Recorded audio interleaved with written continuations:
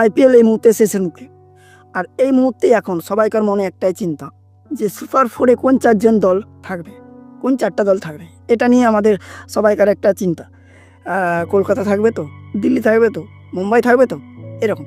যাই হোক, মুম্বাই এমন একটা জায়গার থেকে উঠে এসেছে যেটা ভাবা যায়নি, অসাধারণভাবে কামব্যাক করেছে। তো আমার প্রেডিকশন অনুযায়ী আমার যেটা মনে হয়, অবশ্যই আপনারাও কমেন্টে জানাবেন কোন চার দল আপনাদের পছন্দের যে থাকতে পারে সুপার ফোরে, অবশ্যই কমেন্টে জানাবেন।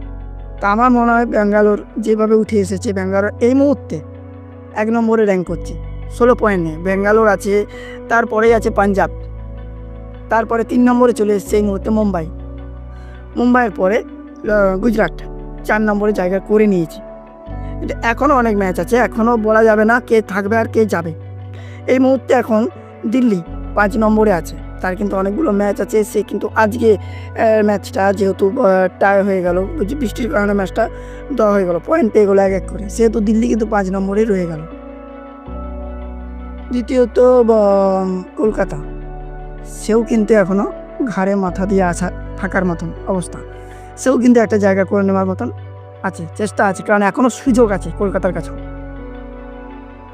লখনৌর কাছেও অবশ্যই সুযোগ আছে, কিন্তু লখনৌর রান রেটটা একটু ব্যাপার আছে, কারণ শুধু জিতলেই হবে না, রান রেটের দিক থেকেও জিততে হবে। আর আজকে হায়দ্রাবাদের কাছে সুযোগ ছিল আজকের ম্যাচ জিতা, তবে কিন্তু তারা কিন্তু একটা জায়গা করে নিতে পারতো বলবো না, মানে সুপার ফোরে যাওয়ার জন্য তারাও এক ধাপ এগিয়ে থাকতো। বাট আজকের ম্যাচ যেহেতু টাই হয়ে গেল, সেহেতু হায়দ্রাবাদ টোটালিভাবে হায়দ্রাবাদ কিন্তু টোটালিভাবে সে দল থেকে ছিটকে গেল। সুপার ফোরে কিন্তু হায়দ্রাবাদের আর জায়গা নেই। হায়দ্রাবাদ, রাজস্থান, চেন্নাই তো অলরেডি কেটেই গেছে। তো সুপার ফোরের জায়গাতে যদি উঠতে হয়, আমার মনে হয় ব্যাঙ্গালোর, মুম্বাই, গুজরাট, কলকাতা, পাঞ্জাব, এই 5টা দলের মধ্যে কিন্তু লড়াই খুব হাড্ডাহাড্ডিভাবেই হবে। কলকাতা এমনই একটা দল যে শেষ লড়াই কিন্তু লড়তে জানে, ছেড়ে দেবে না। কারণ আমার মনে হয় লাস্ট 2টো ম্যাচ যদি এখন যে অ্যাগ্রাসনটা শুরু করেছে, এটা গম্ভীরের আমলে ছিল, ঠিক সেটাই আবার শুরু হয়ে গেছে।